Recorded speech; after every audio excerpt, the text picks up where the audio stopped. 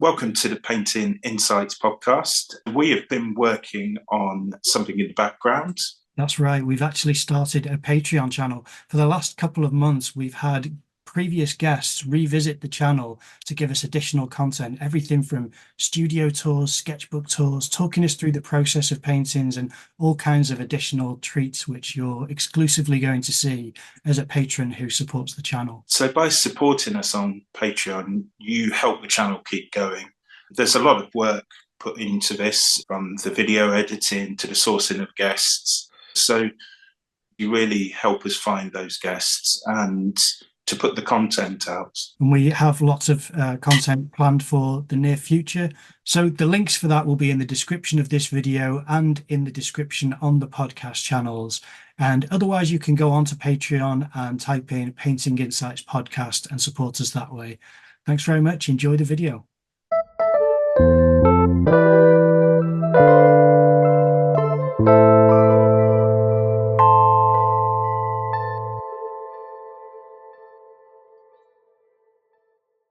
So would you mind introducing yourself for the audience, please? My name is Jack Hewitt. I'm a figurative portrait painter from East London. Fantastic. And how long have you been making art as a profession? Not very long at all.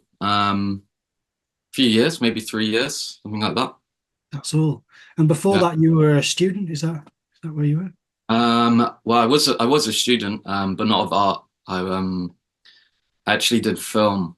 I worked in cinematography and a camera department sort of stuff, and did a bit of photography as well before getting into painting. So how did that adjustment happen between cinematography and painting? I think I have to credit it entirely to COVID, actually, because I was freelance. There was no work as soon as lockdown started. I'd always drawn my whole life. I kind of just put all my energy into drawing, then it became painting. And I just liked, I don't know, I liked the independence, I think, not really having to rely on other people like you do on a film set. And the turnaround is so much faster. You know, you want to like start a film project. First of all, you need money, you need a lot of people. And then it's like a year down the line and you've done nothing. And painting and drawing is much more immediate, and I think maybe I'm just an impatient person, but it suits me a lot better, I think. Yeah.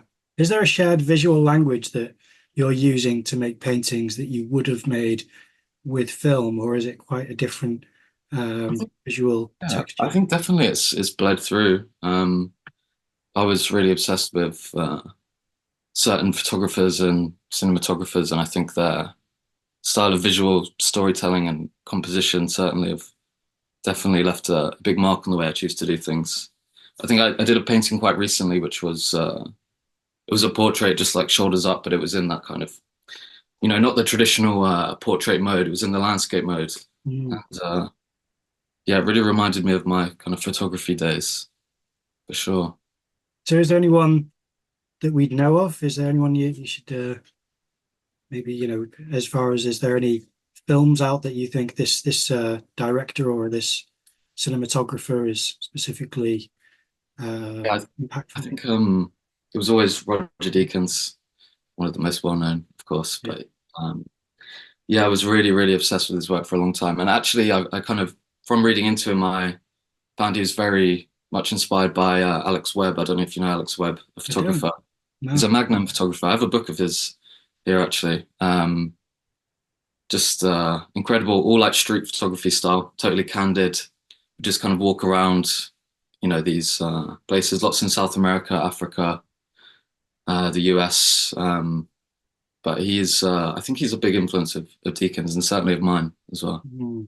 Yeah. And is it a similar framing of the composition, or is it the subject? How does it relate, do you think, to your? I think it's definitely the composition, but also the light. He's Alex Webb is very much into the silhouette, and you see that a lot in Deakins' work as well. Yeah. So how do you find your models for your work? It's all they're all my family, friends.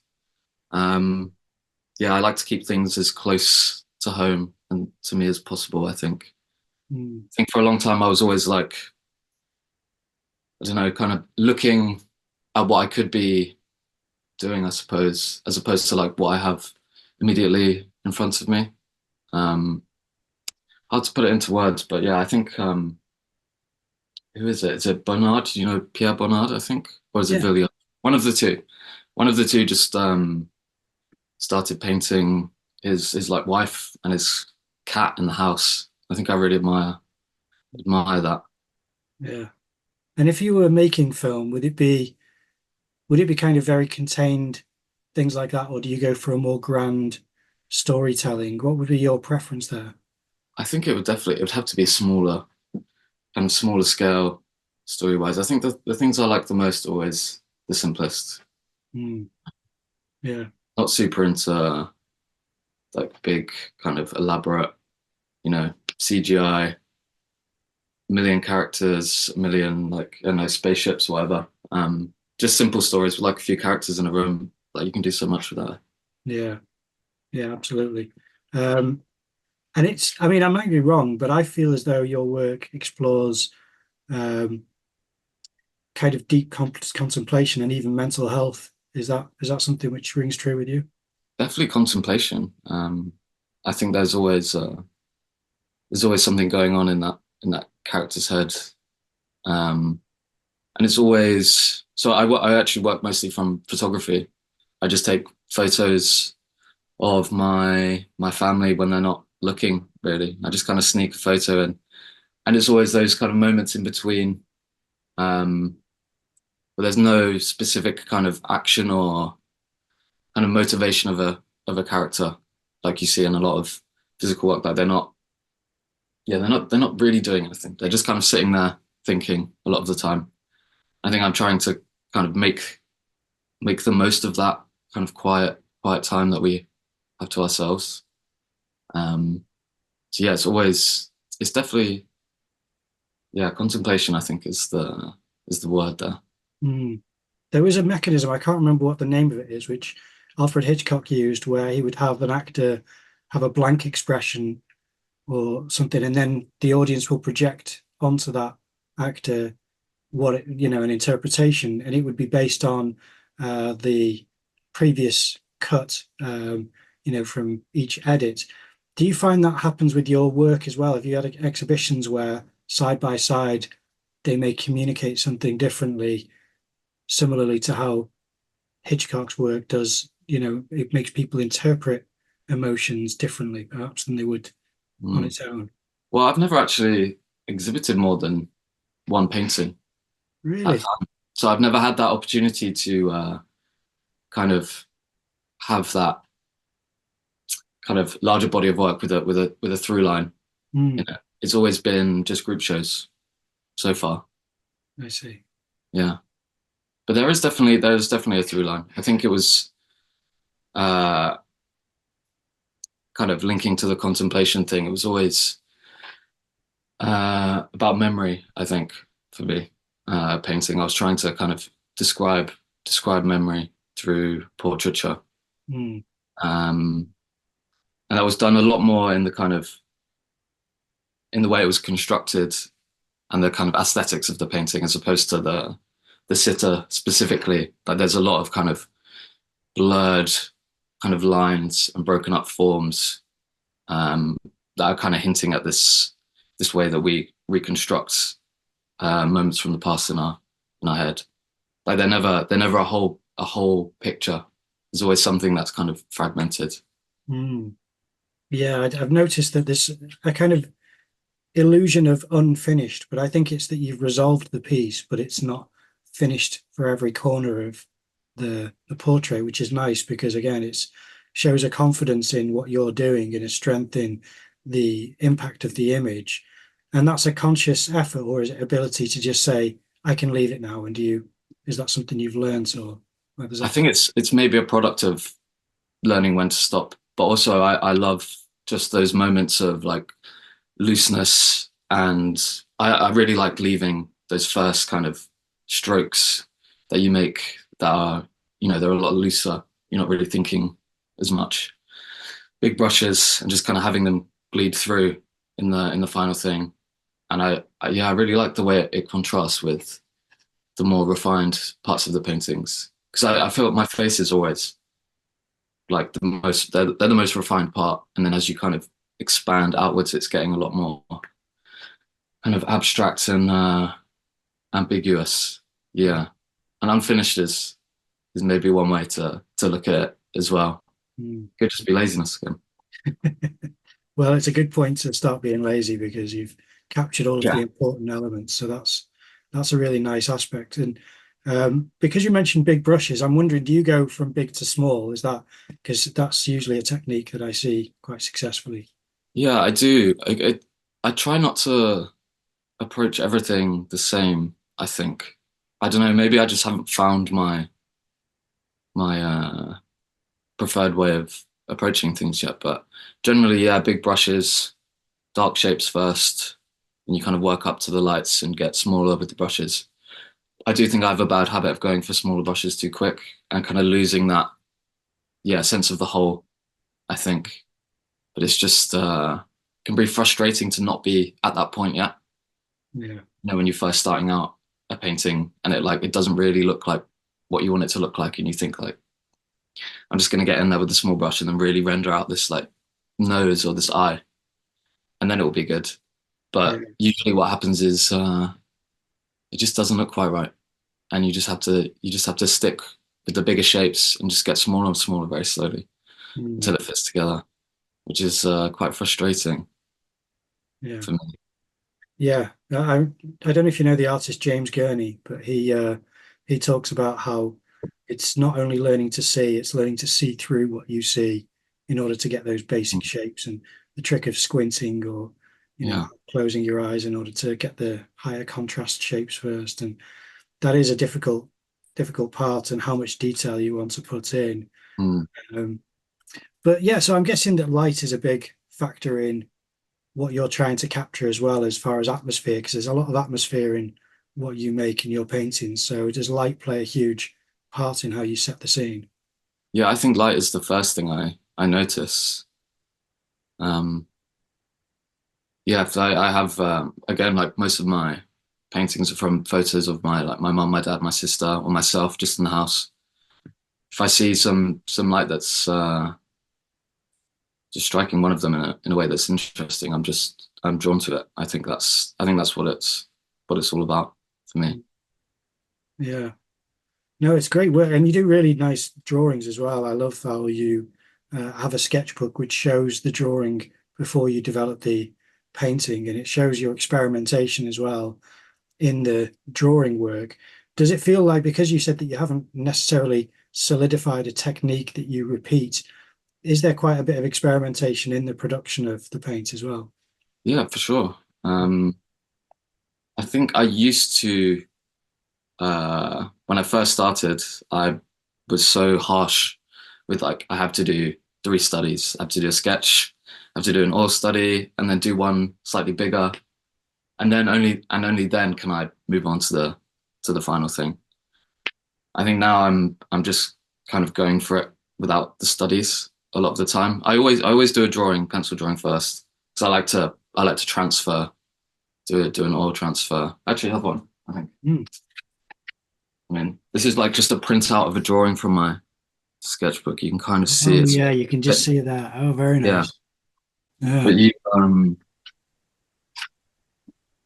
but I like, pencil drawing first and sketchbook, always quite small, like A4 size, and I just scan it and then blow it up to however big it needs to be, and work like that. So when you mentioned earlier about how you always drew, even when you were doing studying filmmaking, would that be something, would you draw storyboards, or would that just be part of how you worked out scenes, or was it completely separate? How was drawing related? Yeah, I mean, drawing, I always just have drawn constantly, any kind of downtime. So it would have been in lectures, just doodling, just sketching, anything. Yeah, doing a lot of storyboards. I really enjoyed that. I was looking into that as a career path as well, but it's not really such a like as big a thing these days. I think it's mostly like 3D renders and that sort of way of approaching it. Um, but then I would always draw in my downtime as well. Always have a sketchbook on the train. Yeah, I've always just tried to make it part of my routine, I think. Yeah. And is it always pencil, or do you use pen sometimes to draw, or is it? It's exclusively, it always has been exclusively pencil, yeah. Never really like, I did a lot of biro when I was at school. But pencil, and I've never really liked charcoal. I've never got along with it. Mm, I don't know, I can't seem to make it look right. I don't know. yeah.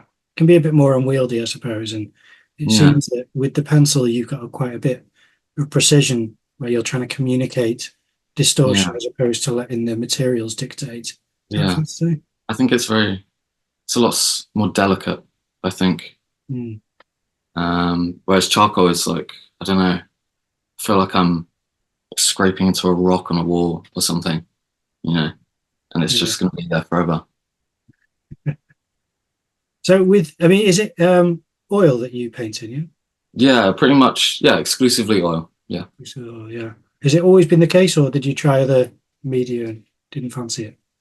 I think, remember at A level art, I was using acrylics, but that's probably the last time I used them. I just went straight in for the oil. Mm. And is there a specific company that you've got a preference for? I try not to be like too reliant on certain brands to be able to achieve what I want to do. But I think I do like Michael Harding's paint the most, Mm. which is annoying because it's quite expensive. But I've used like the Winsor and Newton, like the cheap ones, for a long time when I started out, and they're great. I don't think my painting has gotten better for switching Mm. brands at all. I No. think maybe just don't know, the tubes are a bit nicer as well. Nicer font. Maybe that's it. Do you think it's just branded? I always think it's more pigment rich than Michael Yeah, Harding. no, it definitely is. But I think I just don't like admitting to myself that I'm definitely in favor of a certain brand, you know. Yeah. Because if they suddenly stop producing, like, am I gonna be a terrible painter now because I can't get that paint? Yeah. No, that's fair. But is it the same with brushes? Do you just use whatever brushes, or do you find that certain ones are just more reliable and you don't lose bristles and things like that? I've This is really weird. I was talking about this with a friend yesterday. My favorite brushes and the ones that I've had for the longest were the cheapest like hog bristle brushes I could find on Amazon that were made in China. They've Mm. not splayed at all in, I don't know, like 3 years. And I Wow. bought some like nice Da Vinci hog bristle brushes that have lasted me like 3 paintings, and then they're just like totally splayed out. So I don't know. I didn't seem to have good luck with brushes. I actually just bought about 8 brushes yesterday, the first time in I think a year. Mm. I've been trying not to rely on having good materials too much because most of my brushes are quite messed up at the moment. It's a fun challenge, I think. I'm going to be interested in getting a link for that hog bristle brushes and try them myself. Yeah, I'm gonna have to find them. Yeah, Yeah.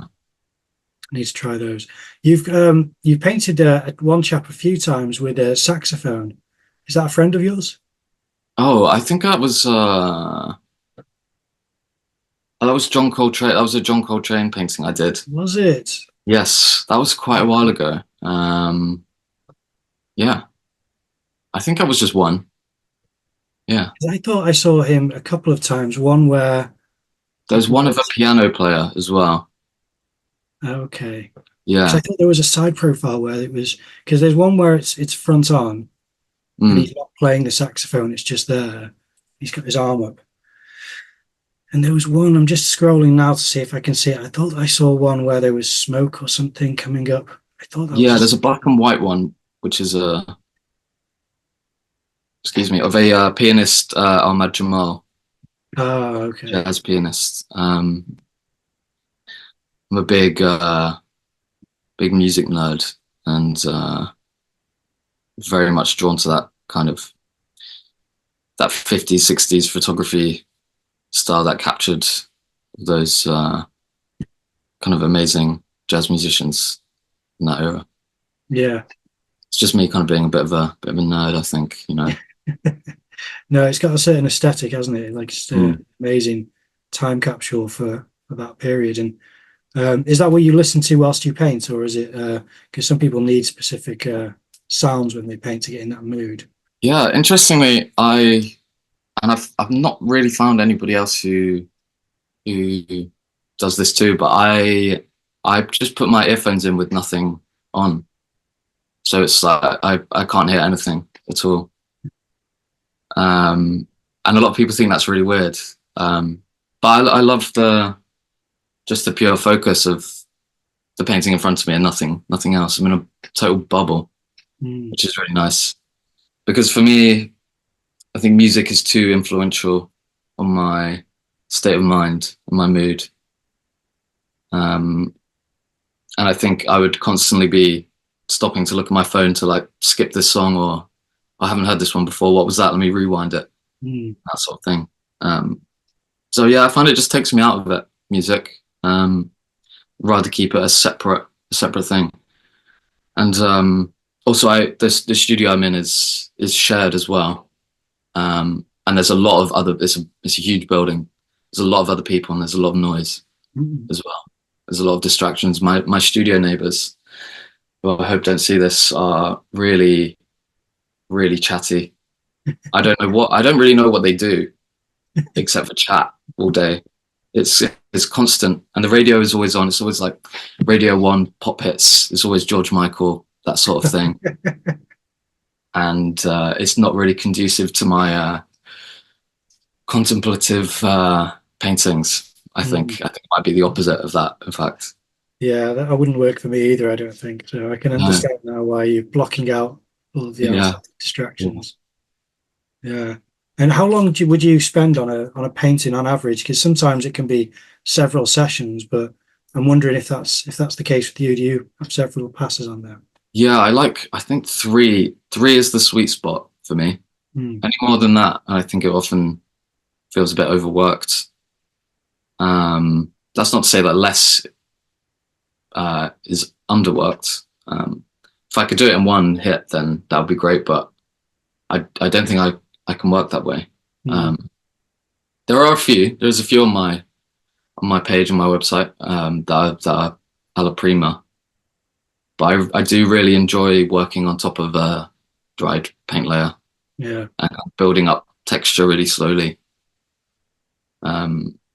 It's really, I don't know what it is about painting on top of oil paint. It just feels so much nicer. It's quite exciting getting to that stage. I often find I tend to rush the block in just so I can leave and let it dry and then get on to the next bit. And do you start several paintings at the same time, or is it just one you commit to at a time? Kind of a mixture. I think there's always something kind of on the back of the studio wall that's been sat there for way too long unfinished. So there's definitely a few that are on the go, but when they'll be picked up again is kind of TBD. Yeah, that's fair. I suppose with you drawing as well, your composition and working out things in the sketchbook, do you find that means there's less unsuccessful paintings that you just either abandon or wipe down and start from scratch? I think no matter how much I prepare, I don't think you really can prepare for that day that you start, because I've done paintings with studies where I've planned to like use these exact colors, and as soon as I start painting, I step back and look at it, and this is nothing like the study that I did, which is nice, I guess. I think for me the not preparing too much has been quite freeing, and I've had a bit of a confidence boost, I think. And there's a painting of my mum with a red background it's my most recent Instagram post. You can see on my page. That started out with no study. I didn't even really I did a quick sketch of her face, did the transfer, just went for it straight away. It was like really gloomy, and it had this green kind of sludge background. And it totally wasn't working. And I was at the point of, I'm going to sand this down, start again. And then I thought I'd just totally rework it instead. So I stuck with it. I kind of redid the whole face. I changed the background color totally. And that's something I don't think I would have done a few years ago. So yeah, I think the confidence is definitely built a lot over the years, over the 3 years. And yeah, I'm really enjoying kind of, sticking with stuff.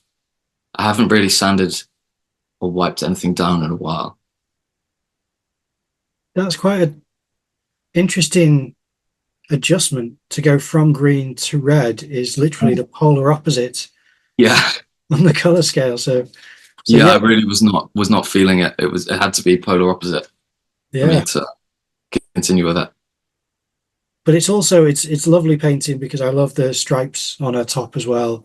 Give that form, and you don't have to be too descriptive. You can leave them just drifting in space, and it still gives the illusion of shape there, which is really good. That definitely comes from Villard, who's that's one of his paintings there. I love the way he approaches fabric and pattern, because it's still quite naive, but you can really get a sense of the form. And there's definitely a big nod to him in that painting. So does this come from your parents? Do any of those make art, or? No, not really. I don't have many creatives in the family. I can't really explain it. If you ask my parents, it was the only thing I ever wanted to do was draw when I was younger. It's just always been a big part of my life, I think. Yeah. And I know we talked about this earlier, but just to quickly revisit, is there any film that's out recently where you think this really spoke to me for the filmmaking aspect and how it was shot? I don't have my finger on the pulse with like what's out at the moment. I do like to revisit old films. I saw Andrei Rublev recently. I'm a big Tarkovsky fan as well. I think that was it was something quite, I don't know. Yeah, it's very poetic. I mean, Tarkovsky is always poetic, especially with the way he uses the camera. I don't know. I think I've probably I wouldn't say I've fallen out of love with film, but it's definitely kind of on the back burner at this point in my life, I think. Yeah. Painting has, kind of got a stranglehold on my brain for the time being. No, that's fair. Yeah, that makes sense. And if I could, though, I would recommend, if you want to fall back in love, I think The Zone of Interest is beautiful all the way through. I mean, horrifying subject matter, but very well portrayed. Jonathan Glazer's an amazing filmmaker. I don't know how familiar you are with his previous work, but The Zone of Interest is worth watching. And I don't know about you. Sorry, yeah. That come out recently? It was, last year. Yeah, I've definitely heard of it, but no, I haven't seen it. I'm not familiar with his work either. He made Sexy Beast, and he also made Beneath the Skin, starring Scarlett Johansson in Scotland. Did you see that one? Under the Skin. Under the Skin, yeah, that's amazing. Yeah, it's similar to that in a weird way. Stylistically, yeah.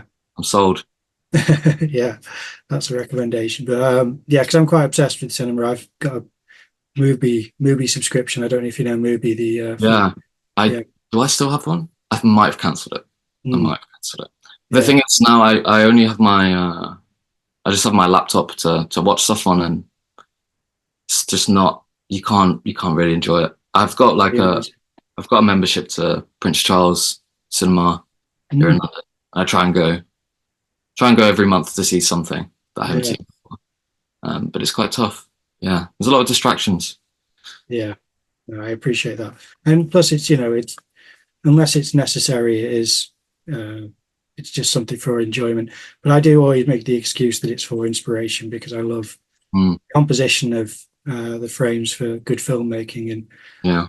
that's something which I'm wondering if, are there rules that you follow when you paint, either compositional rules or color composition, or are there things that you've set as rules for yourself?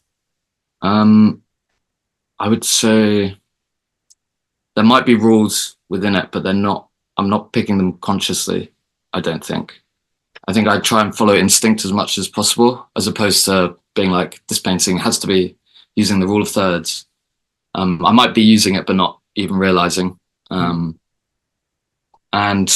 I think, yeah, there's always, the color theory is always going to be there. I can't ignore color theory, because it would just look bad, probably. Yeah. So it's something I'm definitely very conscious of. Again, it's not something I'm conscious of before making the painting. It kind of makes itself appear kind of at the halfway stage, I would say. And then I kind of understand what the painting I'm making is. There's, again, sorry to keep mentioning this, but I mean, going to another film, there was a film out recently, not a great film, I don't think, called The Fabelmans, about Steven Spielberg's upbringing, I think, by Steven Spielberg. I didn't really enjoy it. I don't think it was a good film, but at the very end, it has a scene featuring David Lynch. And if you watch nothing else, that scene's worth watching, even on YouTube. Really? Talks featuring about himself. Sorry? Featuring David Lynch as a character. Yeah, he's not playing himself. He's playing John Waters. I might be wrong. Is that a composer? I don't know. I'm gonna have to put it on the screen now. This is going to be terribly embarrassing. So Either way. Quick correction for the audio listeners. I was thinking of John Ford. He plays this famous director, and he's talking about composition to a young Steven Spielberg, and he's saying how if you put the horizon at the top, it's interesting. If you put the horizon at the bottom, it's interesting. If you put it in the middle, it's boring. And that was the rule that he had for Steven Spielberg for his filmmaking. He said, always adjust your horizon so that you're either, got it very low or very high. And that was something which an artist called Paul Heaston recommended that I look at or watch the film, because he said that he follows that as a general rule. And there are certain things that some artists will do, like they won't use black, and some artists do use black, but only as a mixing color to kill the chroma and things like that, which they wouldn't say as a rule, but when they think about it, they follow it as a principle that they hold. So do any of those ring true to you, or like putting something dead center? Some people say yeah. Now that you mention all those things, I think I might have a lot of rules, actually. I avoid symmetry. I just think it's too obvious. There's no, like, I don't know, it's very easy to just stick something in the middle. Maybe I could try doing something symmetrical that I don't dislike. But no, I'm always shoving my sitters in the furthest corner of the composition possible. Yeah. And again, same as that, I don't use black. Don't use, maybe in one painting recently I've used black, but I don't think I've touched it for years. It's just always, to make like black, I use raw umber and ultramarine blue. And it's not like super black, but it's like, dark neutral color. Yeah. The script kind of blue, dark blue. Is that because you can mix a black that you'd rather mix one, or is there another reason why you think black is worth avoiding? I think it's so this one painting I did recently, it's a self-portrait. There's like a sunflower. There's a sunflower on it. You should be able to find that. Yeah. Page. That was the first time I've used black in a long time. And it was because I was using wax medium with the paint. And it makes it go really matte and kind of slightly lightens. And the blacks I was mixing just weren't quite dark enough. So I think I just used it straight out of the tube and just, yeah. Yeah, it was quite weird. I was like, this is black. I haven't, the blacks I've been mixing for these years with raw umber and ultramarine, they're not really black. They're so much lighter. I just couldn't believe how rich and dark it was. It's quite strange. Yeah. But that's interesting for people to play with as well. If you mix your own black and then you put black in that dark tone, you can make shapes in the shadows and things like that, which I've seen people do quite effectively. So was the black, because looking at this painting, I wouldn't have guessed this is where you use the black. Is this the one where, am I looking at the right one, where your head is back? It looks as though you're sunk into a... Yes, and there's a sunflower kind of next to my face. So it must be around the collar area that you're using the black, is that? Yeah, it was all in that shirt at the bottom. And I mixed it with a little bit of yellow and blue to kind of on the edges to make it a bit more green tinted. That's interesting, yeah. Because on the first image, it almost looks like a blue. It doesn't read as a black, which is quite an interesting way that cameras can not always understand. Yeah. Well, I think this is ivory black, and it's definitely very blue leaning, I think. Yeah. I haven't used it in a while, but yeah, I used to do like monochrome studies as well, going back to the studies thing, just with titanium white, ivory black, and they're both very, very cool. Like it's not grey, it's blue. Yeah, when you mix the two, totally. Yeah, when I hear people who use a limited palette, they will replace a blue with a black sometimes, and then like the Zorn palette. That's right. Yeah. Yeah, I think my palette is based on Zorn palette. I decided to, when I first started learning, to totally reduce it down to those 4 or 5 colors, whatever it is, and I've kind of just slightly tweaked it now. So what do I have? It's titanium white, yellow ochre, ultramarine blue, cadmium red, and raw umber. Just those five colors, which is very similar to the Zorn palette. And that's pretty much the only thing I've used now for the last 2 years, I think, with the exception of like the occasional it's like lemon yellow or bismuth yellow or something. I use if I'm painting like a banana or a sunflower or something. Yeah. So was it a much larger palette before, and you've gradually reduced it? Yeah, when I started, I didn't really know what I was doing. I never had any training, so I didn't have a concept of mixing really. So it was like every color, green, purple, blah blah blah. And I didn't really realize that you could just have the primaries and just work like that. And I think you understand color so much better when you learn to mix, or at least I have. It's been a really good way to understand, mixing and color, just totally reducing it down. That's I've had friends who have asked, like, do you have any tips for learning oil painting? And I've always told them to buy those, just the Zorn colors. Start as the most simple setup as possible, I think. Yeah. But you have to, I suppose, understand tonal values in order to successfully describe things with any color, really, isn't it? Yeah. So that's why your monochrome, monochromatic kind of images would have aided that development and education there, I suppose. Yeah. Yeah. Before I forget, you did mention that a wax medium for this painting. What was that? It's called cold wax medium. I was looking at, originally I bought it for a different painting because I wanted to kind of mix the like 50% wax, just a little bit of white and raw umber, and I was going to cover this giant painting in like a really thin layer of it because the wax is so translucent, and it made this painting look really foggy. I don't actually have any pictures of it, but I will. Do remind me, and I will send you a picture of how it looks. But it kind of puts this like translucent sheen over the painting. It creates this really beautiful atmosphere. So I did that, and then I thought, why don't I just try making a painting with the medium in the first place? It's really nice to paint with. It's really thick and kind of I don't know how to describe it. It's kind of like ice cream. It's like painting with ice cream. Mm. Really interesting texture, but it kind of half dries as you're painting with it and goes matte.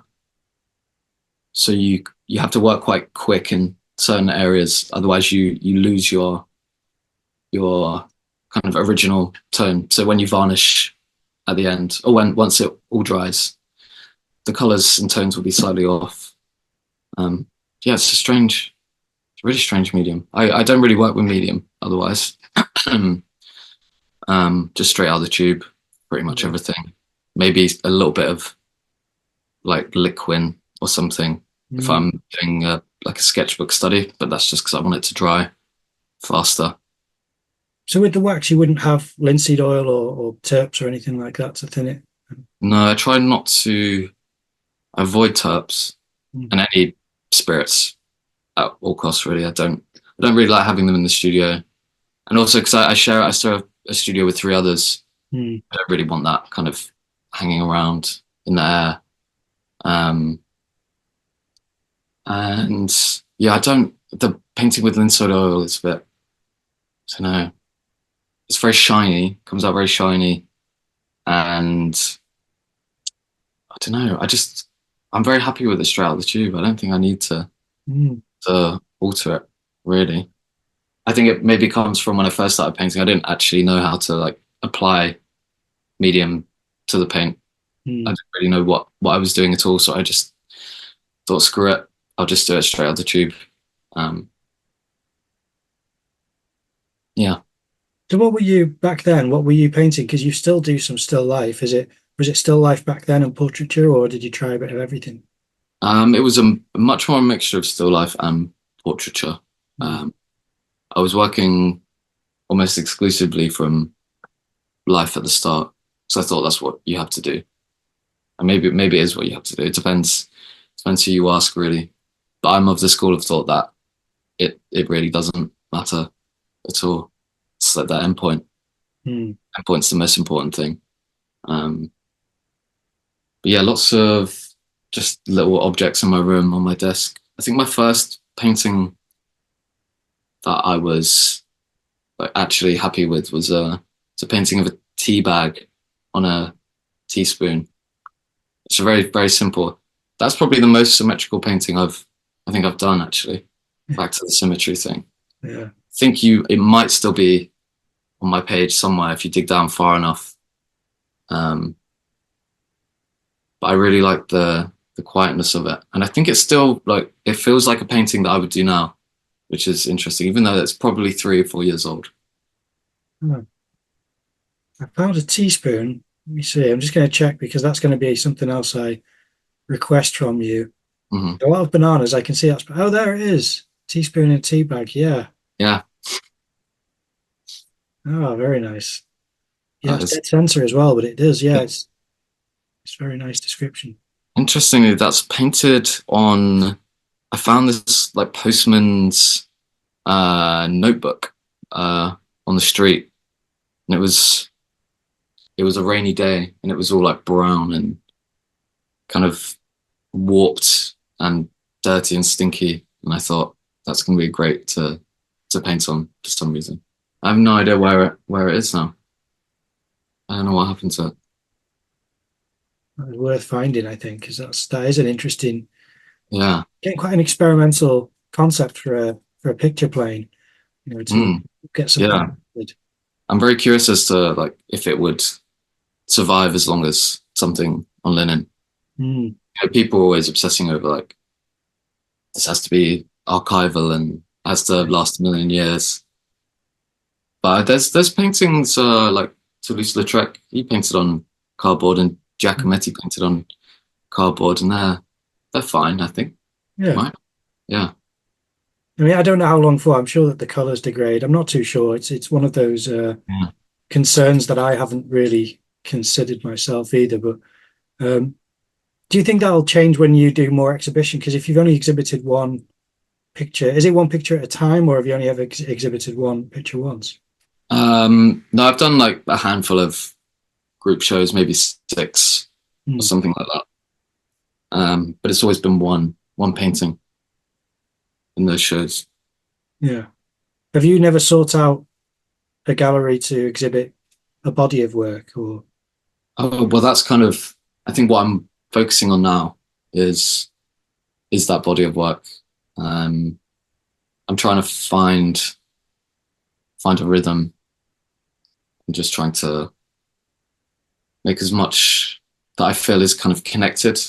I think now at the stage I'm at, I'm still not totally sure of my direction.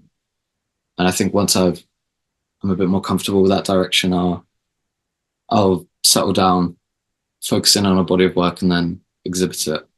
That's the next step, I think. Yeah. earlier today, I interviewed a wonderful artist, Adam Taylor, who's a musician as well. And we used as a metaphor an album. When he creates a body of work for an exhibition, it's like creating an album of tracks.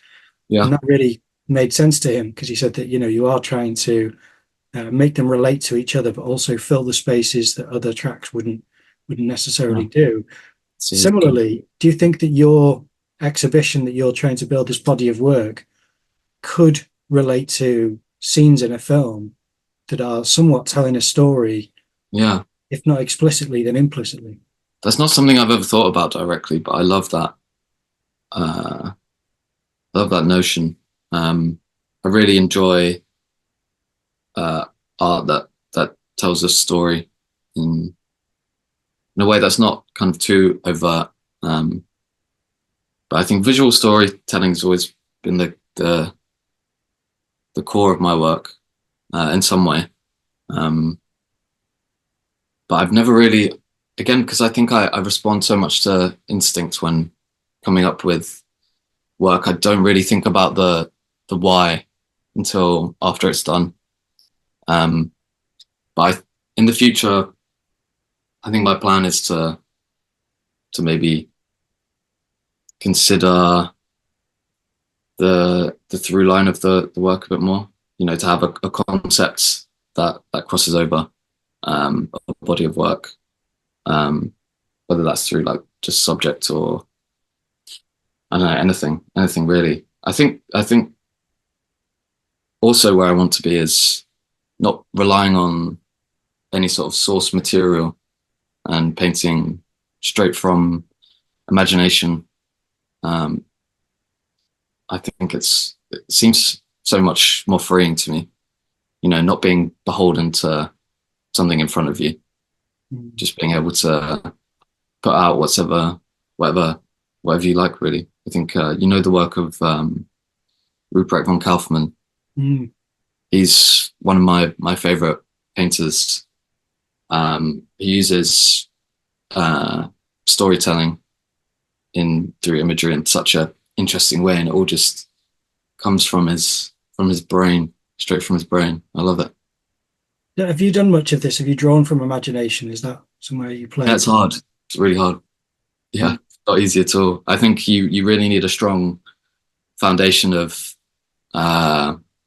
studying from life, I think, is the key.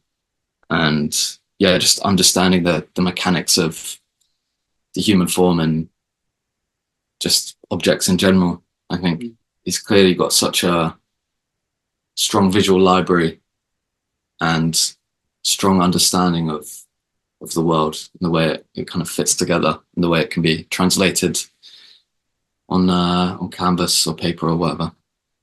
So you'd stay figurative, you wouldn't go more abstract? Or I think I would. I don't know. I've always, again, going back to being younger and always drawing, it's always been people. I've always been drawn to that for whatever reason. I can't really give you a reason why. But I think if I was working from memory, I would hope it would become a bit more abstract. Maybe not within the technique itself, but more the kind of lack of faithfulness to reality. I think slightly more bizarre. I'd like to be an artist who's described as weird. I think their work is weird. I think that's quite cool. Are you familiar with Kim Jung-gi, an illustrator? Yes. Yeah, because I met him in 2016, and sadly he died last year, didn't he, in October? Yeah. I think it was last year.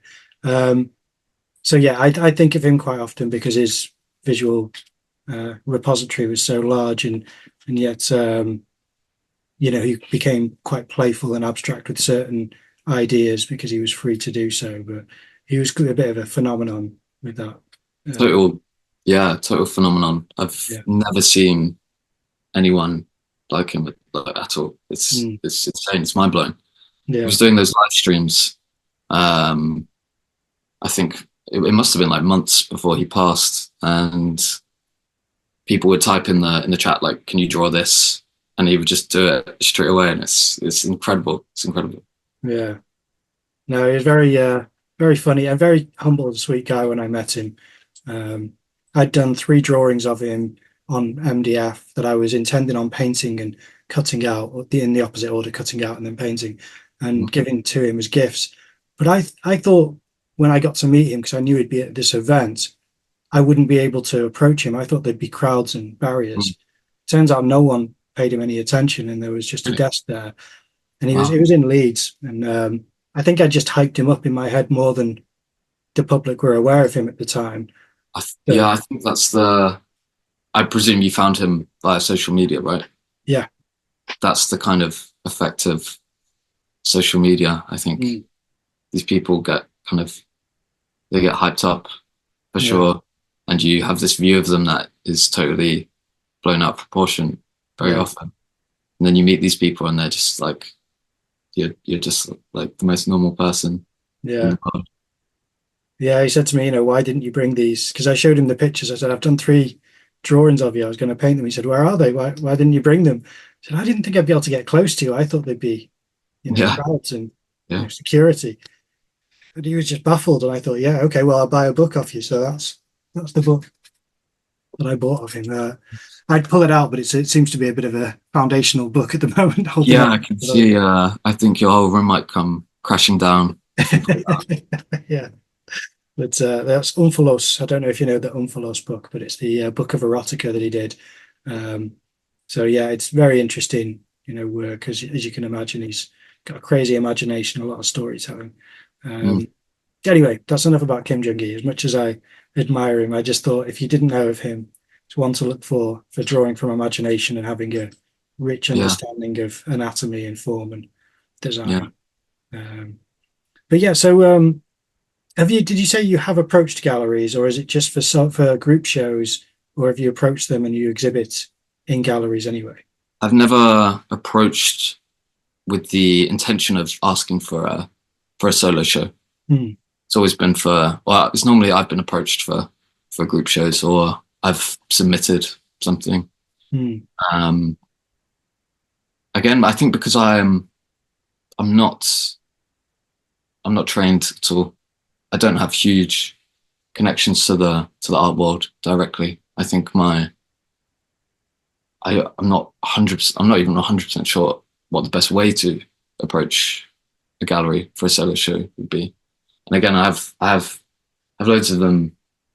I have like ideas of places I would like to show, and I have them in the notes somewhere. But yeah, I'm not too kind of focused on going through the gallery system right now. I think I'm very happy to kind of quietly work away until I feel ready to emerge, so to speak. But again, if there was an opportunity that came across my lap now, I'd probably go for it. Yeah. I work with a really successful gallery in North Wales, and just to give you their point of view is that they get approached a lot, and their preference is to have emails, where you present 6 pieces, and ideally you will have visited the gallery beforehand so that you know what type of work they exhibit and have some knowledge about the space that you'll be inhabiting. I'm fortunate enough to be able to visit artists with the gallerist because I make films for him. So that's what I do. Is every exhibition I make a film about the production and promotion of the work.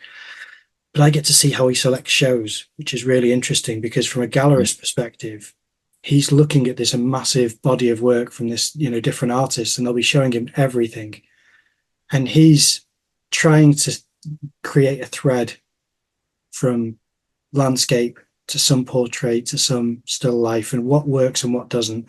You know, if there are sport images, he'll try to make sure there's enough of them to make it make sense, to give it context. Because if there's one sport and then there's lots of beach scenes, sport doesn't necessarily talk to the beach unless there is sport in the beach scenes. So that was how he balanced that, you know, when he comes to selecting the work.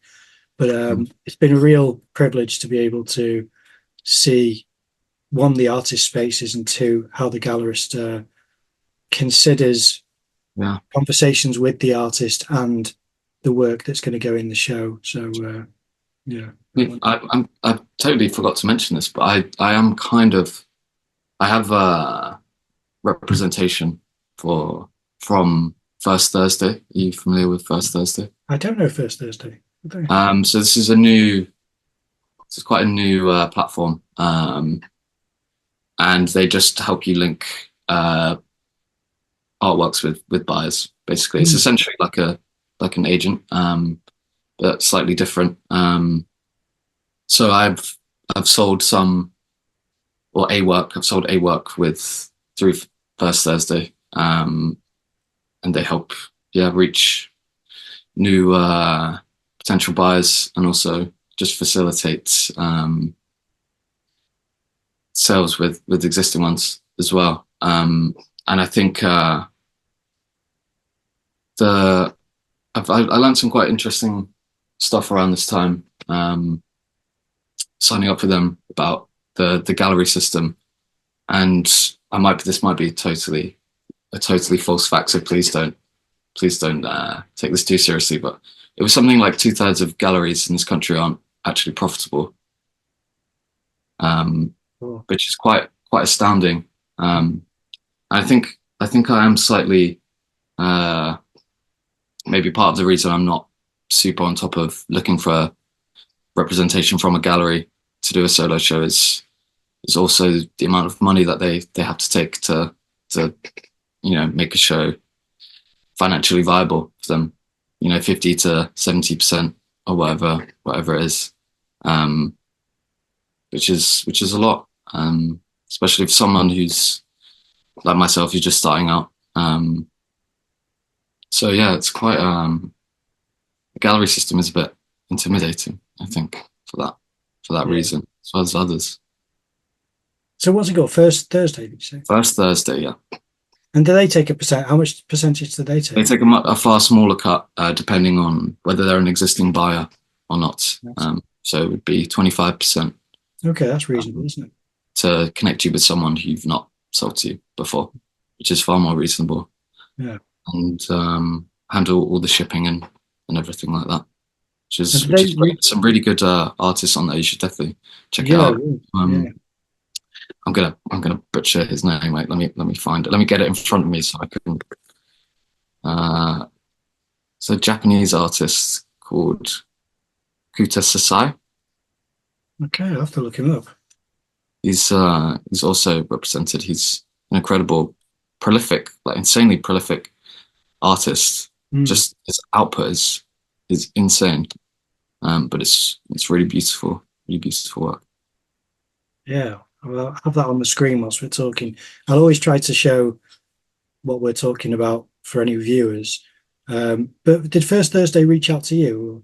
Yeah, they did. So that's kind of startup stage at the moment, I would say. And I'm planning on releasing maybe 6 or 8 large works through them in the coming months. So you can find that on my Instagram bio. You can find a link there to sign up if you're interested in work, or if you're just interested in knowing what I'm up to, what's coming out of the studio. Yeah. So First Thursday, your Instagram I will have on the screen as well, because I think it's a wonderful account with beautiful work on there. Do you have a website? Is there anything else we should? Yeah, I have a website. It's jackhewitt.co.uk. There's a few prints and smaller works available for sale there as well, and all the necessary links to contact me are there as well. Fantastic. Well, hopefully there'll be physical shows in the near future for people to go and see your work. As much as the gallery systems can be a bit fraught, at times when people can engage with the work in person, I know that it's, a real privilege to do that. It is a real privilege to see work in person. I saw don't know if you've been down to London to see this, but there was some You and You Glow stuff being shown in Mayfair. And I've got a book of his, which has like it's a really good book. It's got most of his best stuff in there, but to see it in person was like unbelievable. Being able to get up close to it was, totally changed the way I see him as a painter. Because you look at the prints in the books or online or whatever, and it looks so like carefully measured and like it looks so perfect. But actually going up close and looking at the paint surface, there's a lot of like looseness and imperfection, which is really surprising. Those are not words that you would associate with him as a painter at all. Yeah. Yeah, nothing compares to it, does it really? To seeing it in person. Wonderful. Well, I really appreciate you being on the podcast. You've been very generous with your time. Thank you for speaking to us. Yeah, thank you for having me. It's been a real pleasure.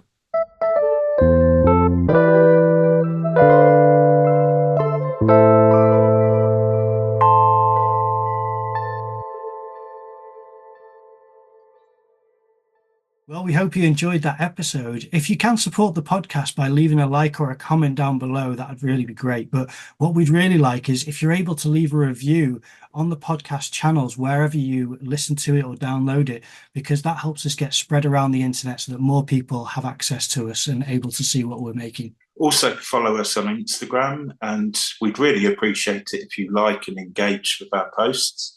Help get the podcast better known. Thanks for listening.